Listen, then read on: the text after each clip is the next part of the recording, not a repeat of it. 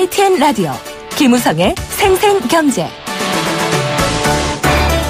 애청자 여러분 안녕하십니까? YTN 뉴스 FM 김우성 PD입니다. 상생, 말은 참 거창하고 어렵습니다.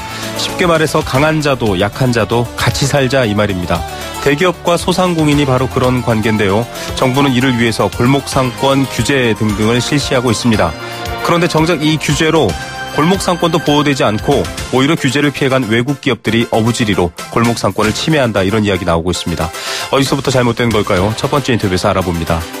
어제 의정부 건설 현장에서 타워 크레인 붕괴로 추락 사고가 있었습니다. 안타깝게도 현장 노동자 3분이 목숨을 잃었는데요.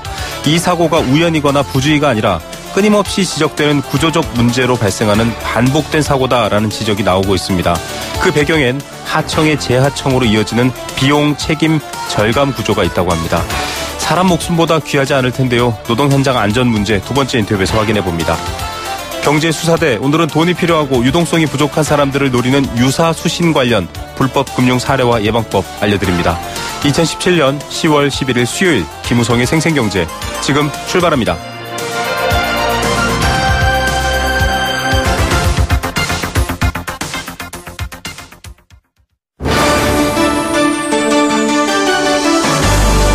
YTN 라디오 김우성의 생생경제.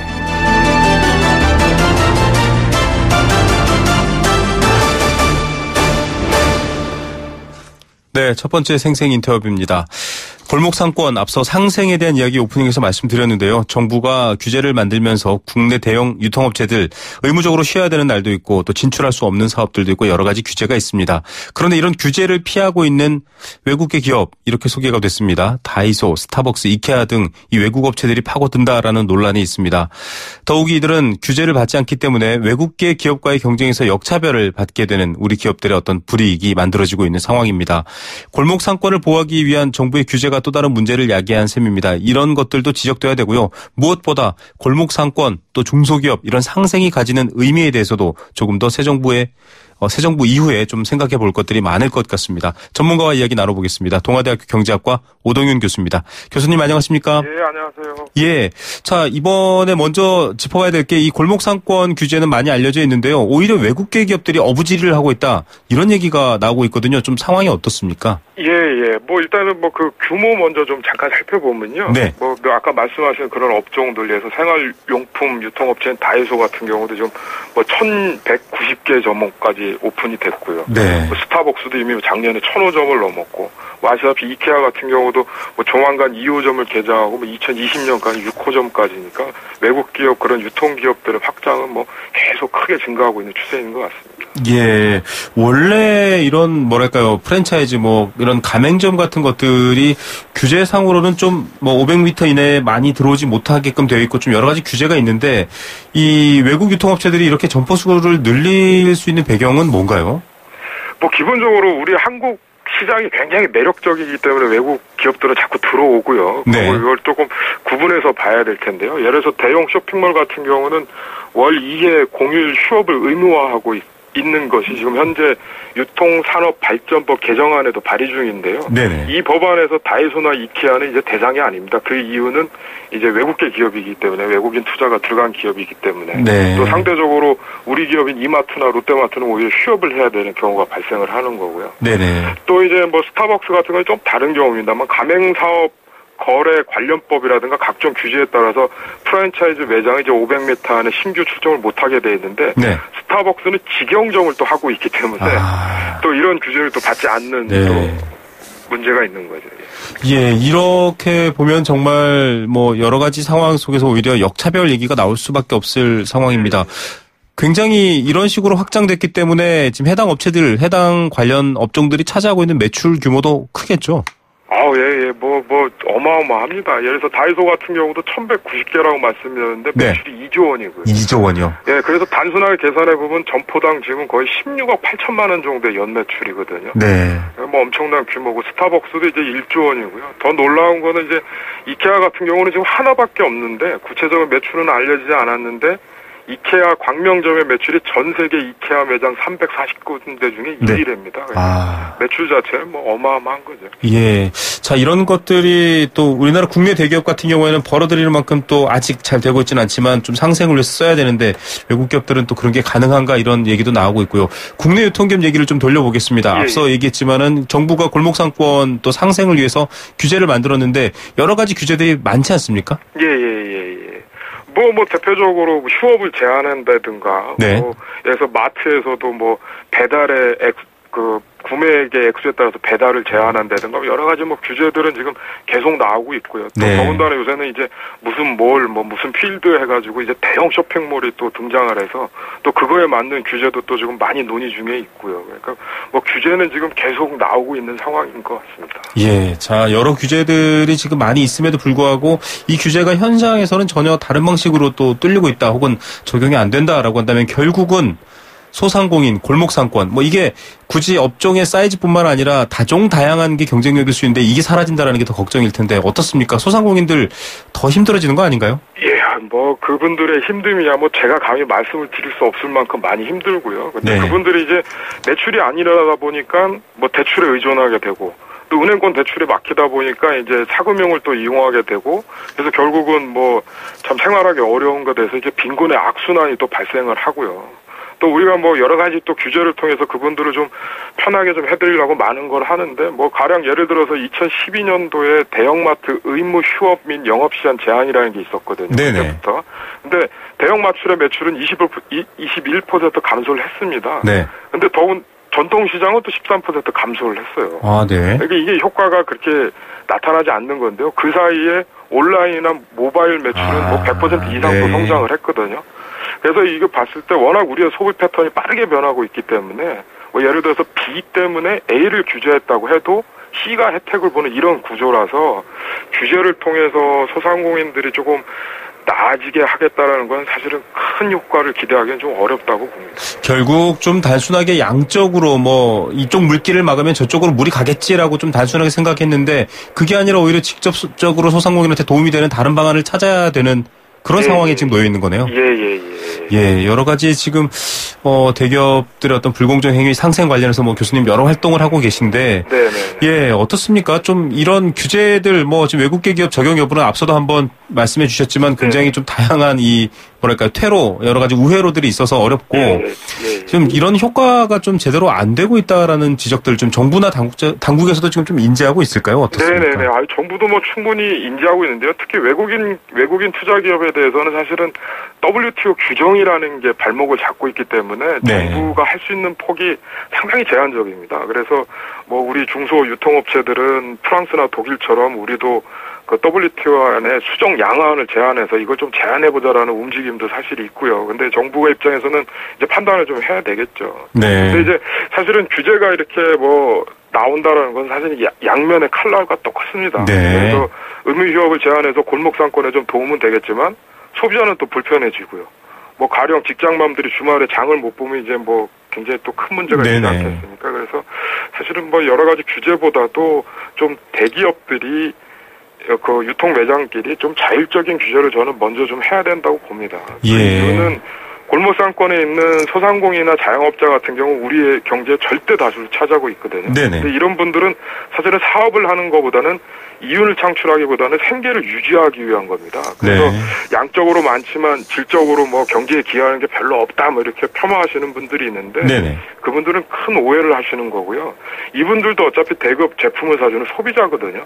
이분들도 이마트를 가고 이분들도 롯데마트를 가는 소비자인데 따라서 이제 그런 대형 유통점끼리 뭐 포장이라든가 배달이라든가 영업시간 등을 좀 자율적으로 먼저 좀 규제를 하고 그게 여의치 않다면 좀 더 강한 추가 규제도 좀 필요하다고 봅니다. 예, 정말 말씀하신 것들만 보면 어떤 명목적인 규제가 아니라 좀 실질적으로 같이 이미 엮여 있기 때문에 좀 새로운 방법을 찾아야 된다 이런 답답한 마음도 좀 듭니다. 일단은 규제를 좀 강하게 하는 게 아마 좀 정치적 메시지 같은 것도 있을 것 같아요. 우리가 이렇게 신경 쓰고 있다 이런 메시지를 좀 국민들한테 주고 싶어서일 텐데 의무 휴업도 지금 월 4일로 늘리자 이런 얘기도 나오고 있고요.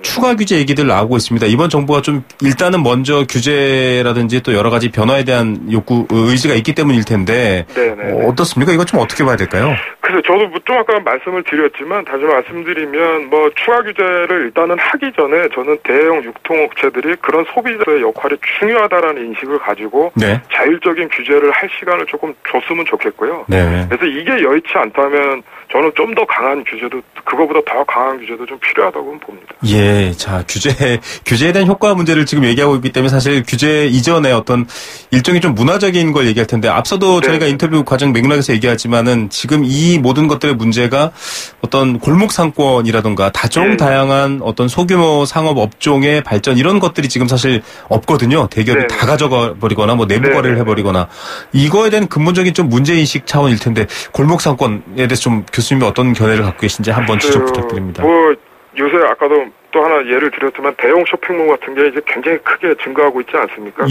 사실은 말이 쇼핑몰이지 대형 쇼핑몰은 이제 쇼핑하는 곳이 아니라 저희들이 생활하는 공간이거든요. 아이들이 놀고 어른들이 마시고 먹을거리들이 있고 그러고 나올 때 쇼핑을 이제 덤으로 하는 겁니다. 그러니까 우리의 소비나 생활 방식이 워낙 빠르게 변하고 있기 때문에 사실 이거에 맞춰서 전통시장이라는 골목 상권들이 변화를 따라간다는 건 사실은 좀 굉장히 어렵다고 보고요.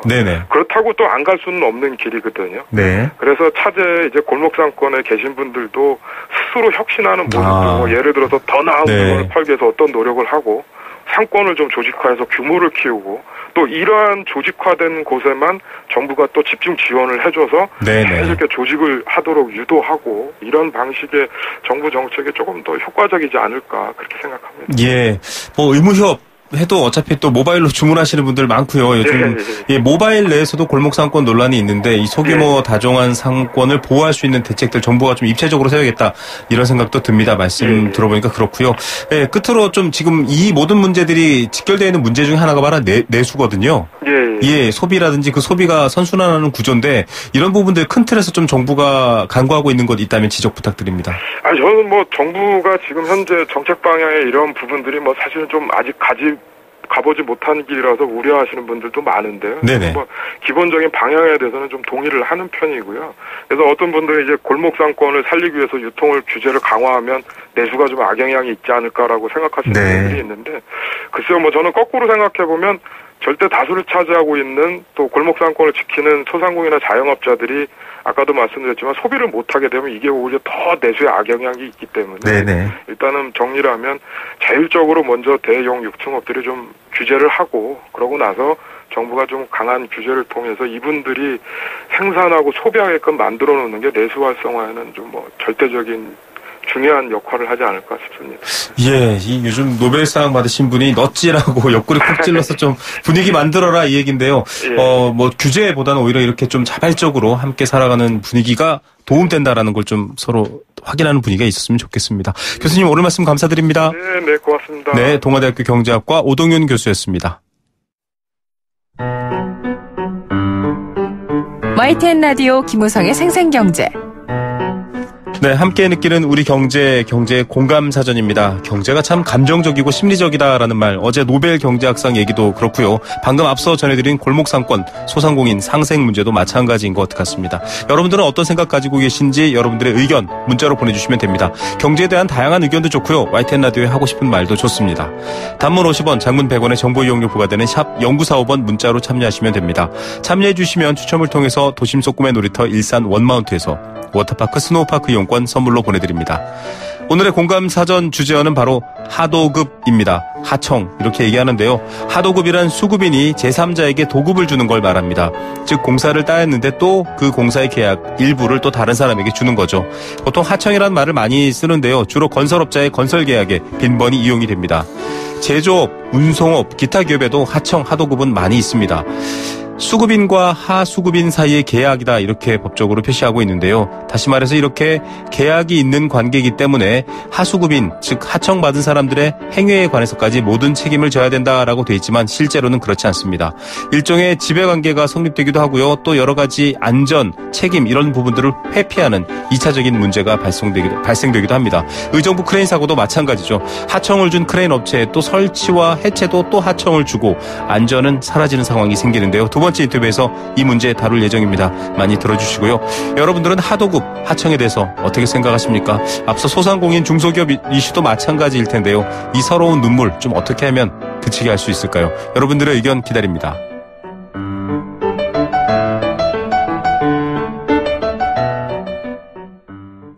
네, 생생경제 일부 포스코와 함께했습니다. 캠페인 2개 듣고 이 시각 주요 경제 뉴스 알려드립니다.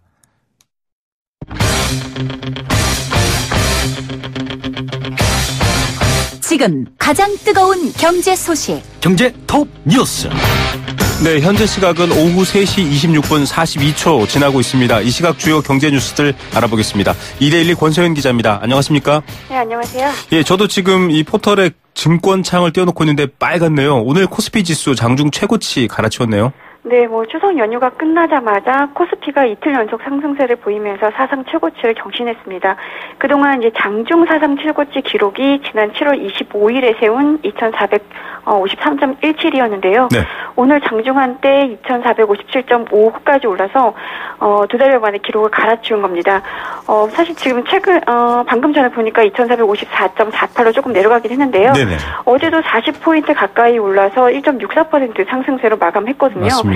이렇게 코스피 지수가 거침없이 오르는 것은 일단 긴 추석 연휴 기간에 우리 증시가 좀 쉬는 사이에 글로벌 증시가 오른 것이 한꺼번에 반영된 덕이고요. 네. 특히 이 외국인이 어제 8천억 원 넘게 순매수했는데 오늘도 한 3,270억 원가량 순매수하고 있습니다.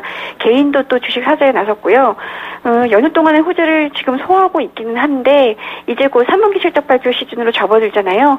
그러니까 일단 실적 확인해 봐야 되고 또 북한 리스크 등도 고려해야 되기 때문에 이번 상승세가 언제까지 이어질지는 좀 지켜봐야 될 것 같습니다. 네, 안보 경제 상황과는 또 정반대로 아주 증시는 호조를 보이고 있네요. 한국과 중국의 통화 수합 어제 사실 분분했는데 일단 연장 얘기는 없고 만료는 됐습니다. 협상은 계속되고 있는 건가요? 네, 이 한국과 중국 간 통화 스와프, 그러니까 비상시를 대비해서 상대국의 자국 통화를 맡기고 그 나라 통화나 혹은 달러를 빌려올 수 있는 계약을 말하는데요. 네. 외화 유동성이 떨어졌을 경우에 쓸 수 있는 일종의 마이너스 통장 같은 겁니다. 네. 지난 글로벌 금융위기 때 미국과 통화 스와프 계약 맺으면서 금융시장이 급속도로 안정된 경험했었잖아요. 네네. 그 무렵이죠. 2008년 12월에 중국과 통화 스와프에 합의한 후에 2009년 3월 한중 통화 스와프 계약을 체결했는데요. 이번에 이제 협정 만기일인 10일까지 연장 여부를 결정하지 못해서 일단은 종료가 됐습니다. 계약을 체결한 지 8년여 만에 이제 끝난 건데요. 지금 사드 한반도 배치로 인해서 중국과의 외교 관계가 상당히 얼어붙어 있는데 아무래도 그 요인이 컸던 것 같습니다. 일단 종료는 됐지만 이제 협상은 계속 하고 있다라고 이제 정부는 밝히고 있는데 그래서 연장될 가능성도 배제할 수는 없습니다. 중국도 위안화의 기축 통화라든가 국제화 관련해서 이제 한중 통화사업 연장에 관심이 많다는 게 김동연 경제부총리의 설명입니다. 네. 자, 월세를 내고 살면 세액 공제를 받을 수 있다. 이런 거 많이들 이제 관심이 높아졌는데 그런 혜택을 보시는 분들 많지는 않다고요? 네, 요새 국감 앞두고 국감 자료 많이 나오고 있는데요. 네네. 국세청과 통계청이 박주현 의원에 제출한 자료를 보니까 월세 가구 중에 4.5%만이 월세 세액 공제를 신청한 것으로 나타났습니다.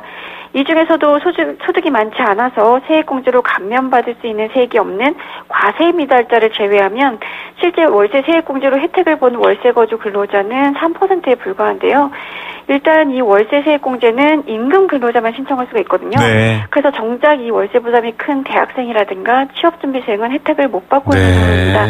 전국 평균 월세 가구 비중이 23%인데 30세 미만 가구 중에 월세 가구가 차지하는 비중이 79%에 달하거든요.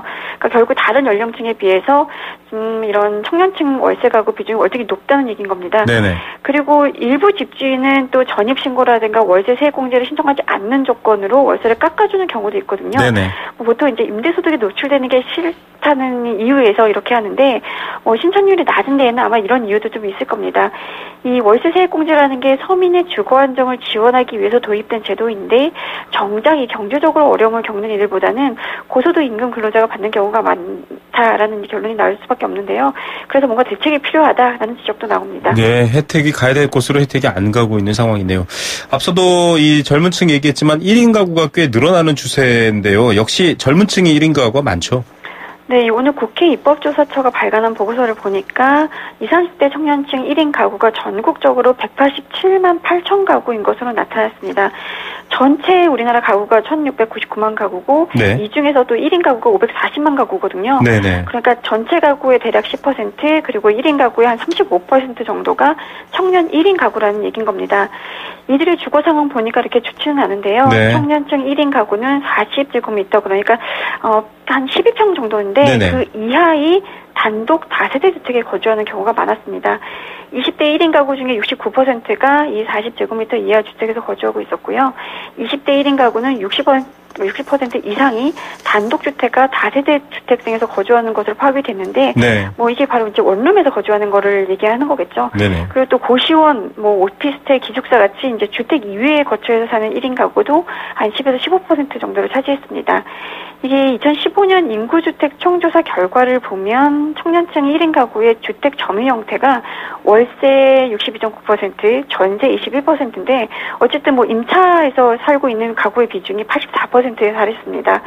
지금 20, 30대 청년층 주거권이라는 거에 대한 논의가 사실 다른 연령층에 비하면 상대적으로 좀 활발하지는 않거든요. 네. 주거비 부담은 높고 주거 환경은 열악하고 이러니까 3포, 4포, 요새는 또 5포 시대라고도 하던데 이런 얘기가 괜히 나오는 건 아닌 것 같습니다. 예, 집이 아니라 방에서 사는 세대라는 말이 정말 실감되는 그런 자료네요.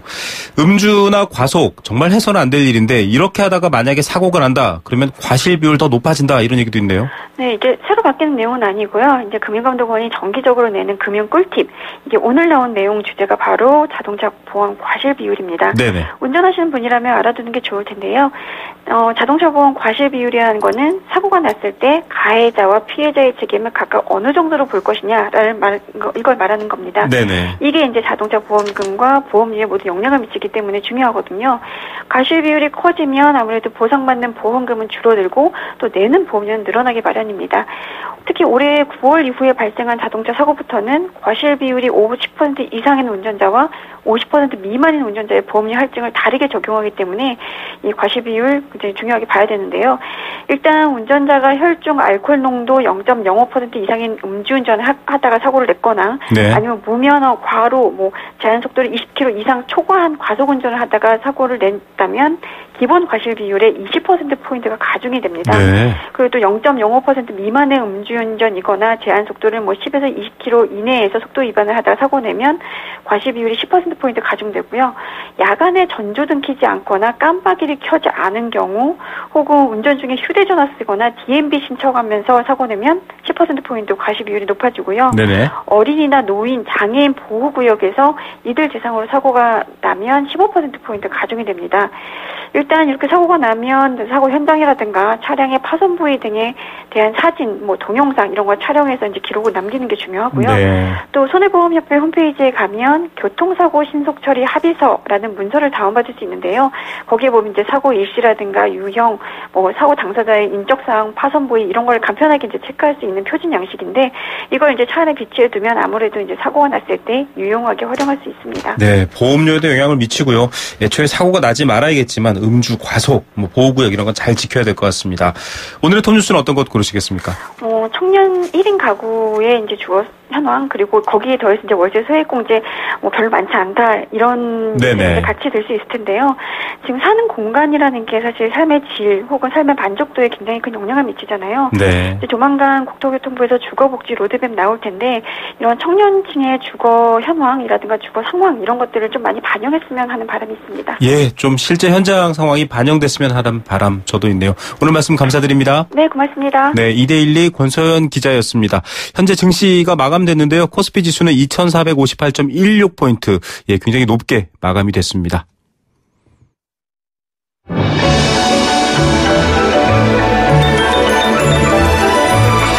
오늘의 경제를 들여다보는 시원한 창. YTN 라디오 김우성의 생생경제. 생생인터뷰. 네, 두 번째 생생 인터뷰입니다. 어제 의정부 건설 현장에서 일어난 타워 크레인 사고로 안타까운 목숨이 희생됐습니다. 잊을만 하면 터지는 사고, 이렇게 제목 붙인 언론들이 많은데요. 사실 잊을만 하면이 아니라 항상 터질 위험에 노출된 사고라는 점이 더 큰 문제입니다. 이게 반복되는 비극이라면 사고나 실수도 아니라고 볼 수 있겠죠. 지난 5월 삼성중공업 크레인 충돌, 또 STX 조선소 폭발 사망사고, 이외에도 조선업 등 산업 현장과 건설 현장에서는 늘 이런 위험들이 제거되지 않고 있습니다. 왜 그런 걸까요?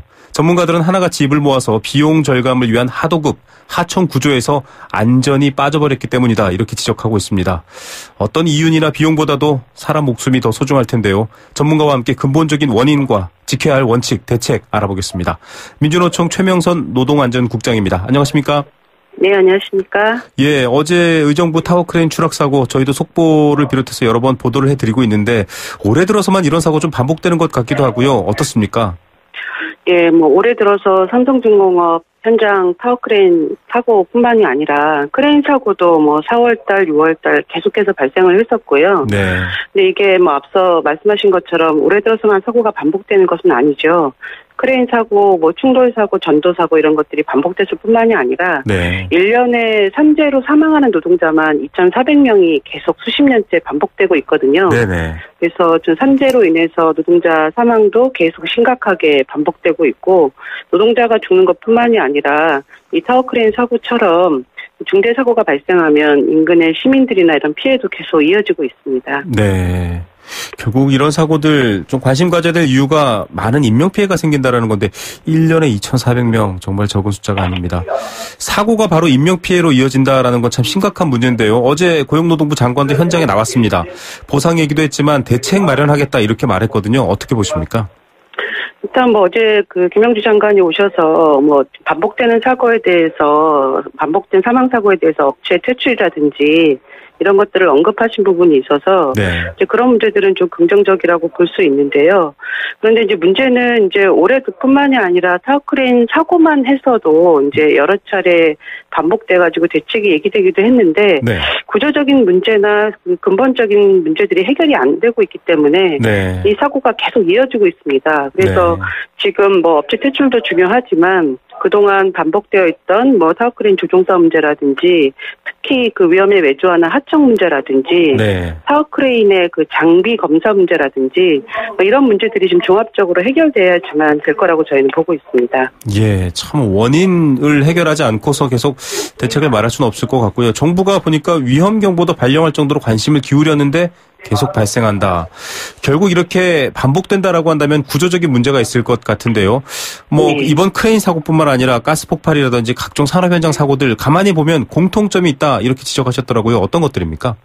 네, 가장 큰 문제는 지금 위험의 외주화 문제입니다. 네. 전반적으로 대기업이든 아니면 원청들이 위험한 업무를 계속 외주화하면서 결국에는 하청 노동자들이 죽어나가고 있다는 거죠. 네. 이게 이제 전통적으로 건설업 이런 데에서만 이제 주로 되는 게 아니라 앞서 말씀하신 것처럼 화학단지라든지 제철단지라든지 전 업종으로 확대가 되고 있습니다. 원청업체들이 지금 비용 절감을 위해서 무차별적으로 이제 계속 외주화를 하고 있기 때문에 네. 영세한 하청업체들은 안전관리를 못하고 결국에는 노동자들만 죽어나가고 있는 게 지금 현재 상태이죠. 예, 결국 비용 절감을 위해서 안전 부분도 뺐다 이렇게도 볼 수 있는 거네요. 네, 맞습니다. 지금 원청이 하청한테 도급을 줄 때 안전관리를 잘 할 수 있는 자격 업체를 선정한다든지 아니면 안전관리를 하도록 비용을 보장해 준다든지 이런 것들이 아무런 규제가 없거든요. 네. 그러니까 그냥 비용 절감만을 위해서 하청업체들은 들어와서 무차별적으로 일을 하게 되고 노동자들은 죽게 되는 건데요. 이런 게 그냥 1단계, 2단계 하청으로만 끝나는 게 아니라 건설업, 조선업 비롯해서 4단계, 5단계 막 계속 내려가고 있기 때문에 네네. 중간에 업체들은 그냥 임금 착복만 하고 빠지고 결국에 노동자들이 몇 단계로 내려가면서 뺀 말단에서 이제 계속 사망사고가 발생하고 있는 거죠. 야, 이게 하청이 될수록 죽을 확률은 높아진다. 진짜 이렇게 비유할 수 있을 정도입니다. 이번에 네, 이번 의정부 사고도 보니까 안전장치를 한 분만이 좀 사고를 피했다 이런 보도도 나오고 물론 조사를 해봐야겠지만 안전을 빼놨다 참 말이 안 되는 사고인데 이런 경우에는 원청업체 즉 원도급자는 책임이 없나요? 어떻습니까? 지금 이제 산업안전보건법의 29조에는 그러니까 원청업체가 하청업체인데 도급을 줄 때 전반적으로 이제 안전관리 책임을 주는 규정들이 있어요. 네. 그런데 이제 대부분의 이제 규정들이 책임 범위나 이런 것들이 되게 포괄적인 게 많고요. 네. 특히 건설 현장의 장비 사고는 되게 문제가 많은데 이게 이제 도급이라는 게 타워크레인 같은 경우에도 장비 임대업이거든요. 네. 장비를 임대하는 건데 이게 장비를 임대하면서 기사를 고용하고 그다음에 이번에 설치 해체 같은 경우가 계속 반복되는 사고인데요. 네네. 설치 해체 같은 경우에도 거의 그냥 일정 정도 교육 이수만 받으면 어떤 업체 허가나 이런 것에 규정과 제재가 없기 때문에 그냥 그 일에 뭐 날품발이 형태로 해서 막 일을 해서 진행을 하는 것들이 굉장히 많거든요. 네네. 그래서 지금 타워크레인이 지금 노후 장비가 굉장히 많이 들어와 있는 상태에서 네. 원청 건설사는 이제 총괄적인 책임을 잘 안 지고 기계 장비 임대업이나 설해체 같이 몇 단계로 내려가면서 결국에 사고가 계속적으로 반복적으로 발생하는 거죠. 결국 사고를 혹은 이런 법적 책임을 피하기 위해서도 하청을 줬다 이런 생각이 들 정도로 지금 문제가 많습니다. 의정부 건도 지금 굉장히 오래된 크레인이다 지금 이런 보도가 추가로 나오고 있는데요. 결국 결국 원청업체가 지금 사실 이윤 또 어떤 법적인 편익 이런 부분에서 꼼짝 않고 있거든요. 이거 참 풀기가 어려운데 뭐 당사자들끼리는 풀 가능성도 안 보이고요. 어떻게 풀어야 될까요? 일단 저희 민주노총은 그동안 이제 이 원청업체가 그 하청에 도급을 주는 것 자체를 그 위험한 업무나 아니면 그 생명 안전에 직결되는 업무 같은 경우에는 도급을 금지해야 된다는 주장을 계속 해왔습니다. 생명 안전에 관련된 것들은 도급을 아예 금지해야 한다. 네네. 예. 그래서 좀 반복적으로 사고가 발생한다든지 아니면 화학물질이라든지 좀 계속 그 위험한 업무이기 때문에 아예 도급을 주는 경우도 많거든요. 아, 네. 예, 그런 게 이제 뭐 안전공단의 연구조사 보고서에서 나온 적이 있었고요. 네네. 그래서 위험한 업무를 도급을 주는 것은 이제 기본적으로 원칙적으로 금지가 되어야 된다. 그런데 이제 모든 업무를 다 도급을 금지할 수는 없는 거기 때문에 네. 1차적으로는 도급 금지의 기본적인 법 규정이 있어야 하고 그다음에 이제 도급을 줄 경우에는 원청이 책임을 강화해야 되는데요. 네네. 저희는 이제 원청이 좀 직접적인 안전관리 책임을 많이 가져가야 된다고 주장하고 있습니다. 네. 지금 대부분 이제 원청이 책임을 지더라도 굉장히 포괄적인 수준에서만 책임을 지기 때문에 결국엔 영세한 하청업체는 그냥 규정이 휴지 제거되고 어떤 책임을 실제로 이행할 수가 없거든요. 네. 그래서 원청이 좀 직접적인 책임을 져야 하고 그다음에 하청 노동자들이 어쨌든 산재 사망이 발생하면 원청에게 그 외국에도 있는 기업살인법과 같이 과중한 형사처벌이나 과중한 그 징벌적 그 배상을 하게 해서 원청이 이게 위험에 외주화를 하면 오히려 그 사고가 발생하면 내가 더 큰 손해를 본다. 이런 것들이 명확하게 가야지만 이 문제를 해결할 수 있다고 보고 있습니다. 예, 이게 사망사고가 나도 벌금이 정말로 목숨값이 이거밖에 안 될까 싶을 정도로 약하기도 한데요. 네네. 결국은 뭐 말씀하신 것처럼 이 기업살인법이라든지 좀 선진적인 제도 얘기가 나올 수밖에 없는데 뭐 하청업체는 여력이 없습니다. 원청업체는 관심이 없고요. 정부의 대책과 제도가 결국은 좀 한경을 만들 것 같거든요. 어떤 좀 대안들, 이번에도 뭐 대책 마련한다고 하는데 어떤 것들이 좀 더 필요할까요? 일단은 지금 국회에 좀 여러 가지 법들이 올라가 있는 게 있는데요. 네네. 그 앞서 말씀드린 것처럼 이제 그 도급 금지를 좀 제한한다든지 아니면은 원청의 책임이나 처벌을 강화한다든지 이런 것들이 그 국회에 법이 발의되어 있거든요. 아, 네. 예, 그래서 지금 뭐 노동부가 이제 이러저러한 대책을 발표를 한다고 하더라도 그것이 상당 부분이 법 개정 사안입니다. 네. 그래서 이제 이번 하반기에라도 지금 이미 19대 때 뭐 그 전에도 계속 여러 차례 법안들이 올라가 있었거든요. 네. 이런 법안에 대해서 외주화 금지나 원청 책임 강화나 처벌 강화나 이런 부분들이 좀 법이 통과가 돼서 이제 구조적인 문제를 해결할 수 있는 바탕이 마련이 되어야 되고요. 그 다른 하나는 지금 이게 법이 있어도 실질적으로 그 법이 이행될 수 있도록 정보 감독이나 이런 것들도 굉장히 필요하잖아요. 네네.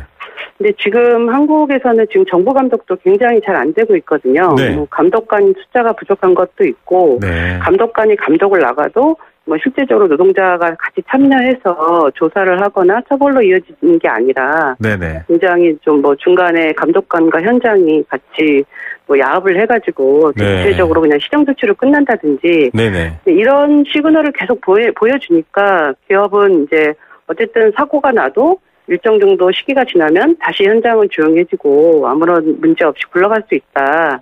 이렇게 생각을 하니까 이제 결국에는 현장이 개선이 안 되는 거거든요. 그래서 국회에 계류되어 있는 법안도 좀 빨리 통과가 돼야 되겠지만 정보 감독이나 또 현장의 산재 예방과 관련해서 노동자 참여 부분들이 좀 시급히 해결돼야 이런 문제들이 좀 해결될 수 있을 것 같습니다. 예, 많은 분들이 관심 있게 지켜봐야 될 것 같고요. 정말로 이 국회에서 통과되는 법률의 개정뿐만 아니라 관습도 좀 바꿔야 될 것 같고요. 결국 사고 내 가족, 내 친지들도 당할 수 있습니다. 좀 다 같이 관심을 기울여야 될 문제라는 생각이 드네요. 오늘 말씀 감사드립니다. 네, 고맙습니다. 네, 민주노총 최명선 노동안전국장이었습니다.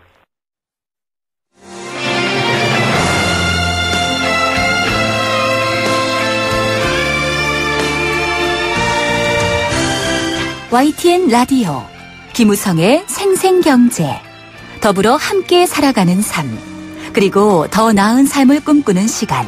오후에 만나는 싱싱한 라디오 경제 김우성의 생생경제가 대한민국 경제를 지키는 여러분과 지금 함께하고 있습니다.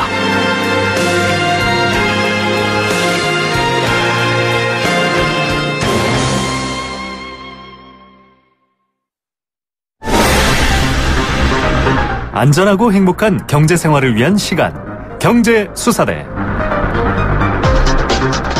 네, 매 순간 경제적 이익을 탈취해가려고 노력하는 그런 범죄자들도 있죠. 그런 범죄자들로부터 재산을 지키는 코너입니다.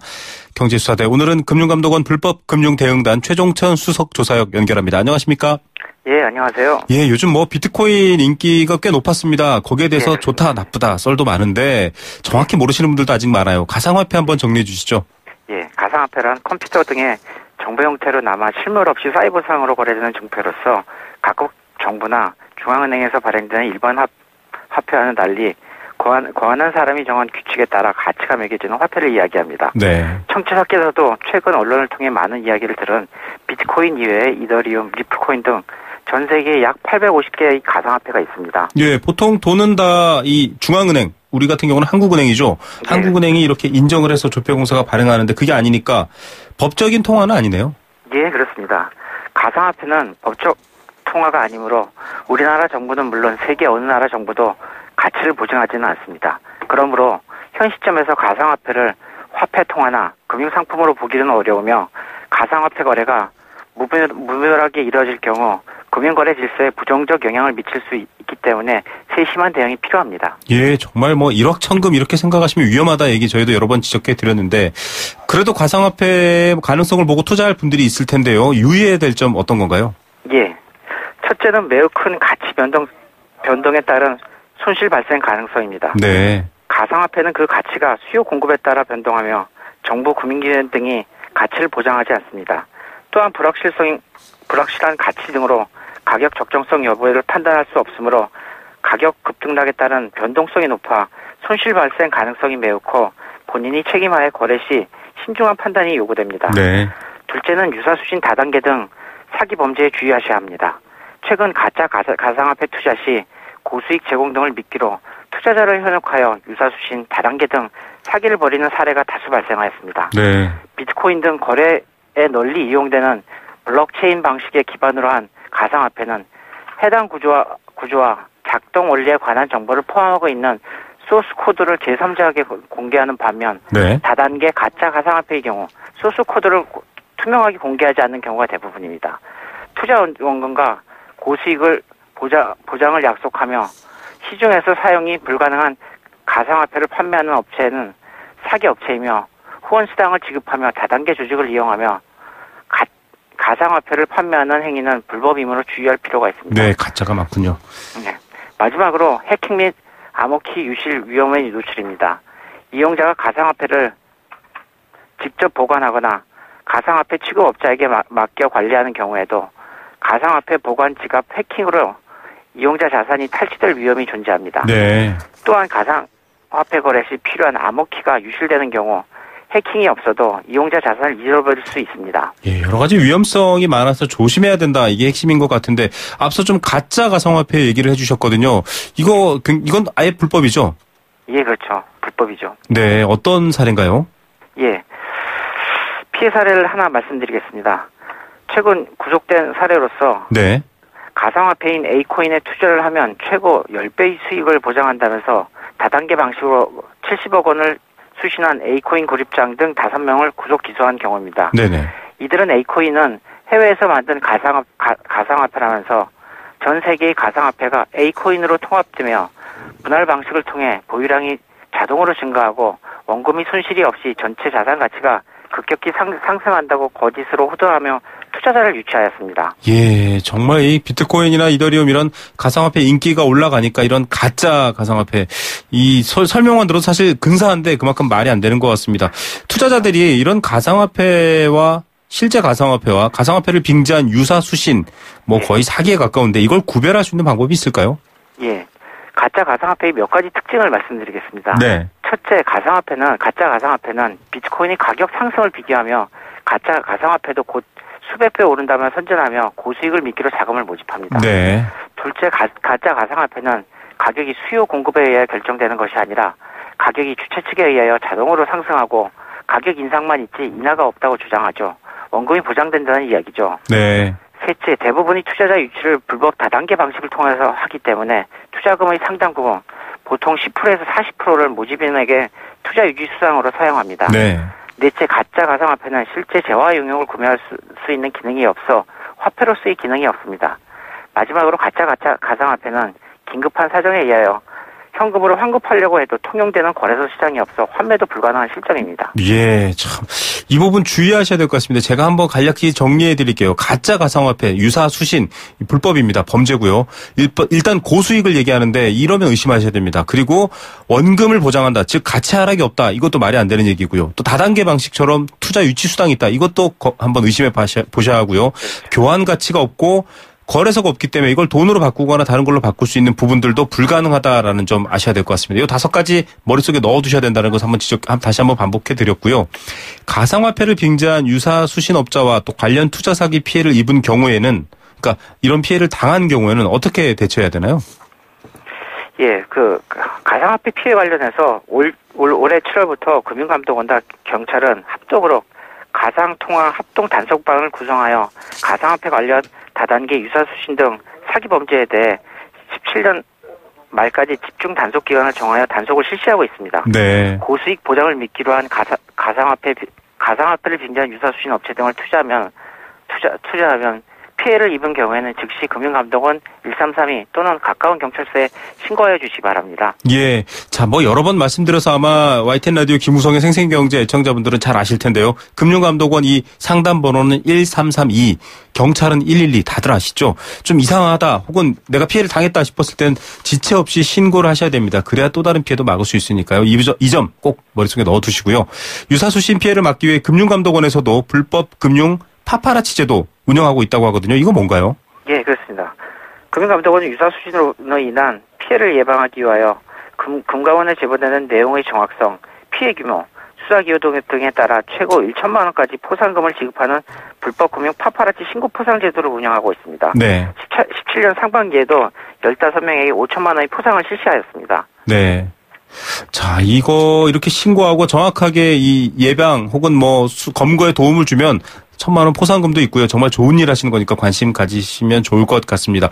2017년 상반기에만 15분이 5천만 원을 포상받았다. 이런 얘기네요. 예, 관심 많이 가져주시고요. 오늘 좋은 정보 제공해 주셔서 감사드립니다. 예, 들어가십시오. 감사합니다. 네. 지금까지 금융감독원 불법금융대응단 최종천 수석조사역이었습니다. 네, 의정부 크레인 사고 참 안타깝죠. 이것 관련해서 많은 의견을 주셨는데요. 3941님은 크레인 용량이 좀 적은 것 아닌가요? 예, 크레인은 크레인 크기마다 힘이 있는데 좀 더 용량이 큰 200톤 이상 크레인으로 안전하게 작업을 했어야 되는 것 아닌가라는 안타까움 전해주셨고요. 5540님은 하청받은 회사에서 책임감 있게 일을 잘해야 또 원청회사도 잘 돌아가고 이미지도 좋아집니다. 원청회사 역시 책임질 건 책임져야 하청회사도 안전하게 일 열심히 합니다. 서로 잘해야 됩니다. 그런데 구조적으로 좀 하청업자가 을이고요. 손해를 봐야 되고 감수해야 되고 이런 상황이 되다 보니 영세업자들이 또 안전도 소홀히 하면서 사고 날 수밖에 없는 구조. 저희가 앞에서 한번 얘기해 드렸죠. 이런 분들 좀 고쳐야 될 것 같습니다. 1911님 하도급 계약 관련해서는 꼼꼼하고 명확하게 시행 서명 날인 정확하게 해야 됩니다. 예, 명확하게 좀 책임 같은 것들도 정해야 될 것 같고요. 무엇보다 안전에 있어서는 정말 왕도가 없는 것 같습니다. 사연 주신 분들 감사드립니다.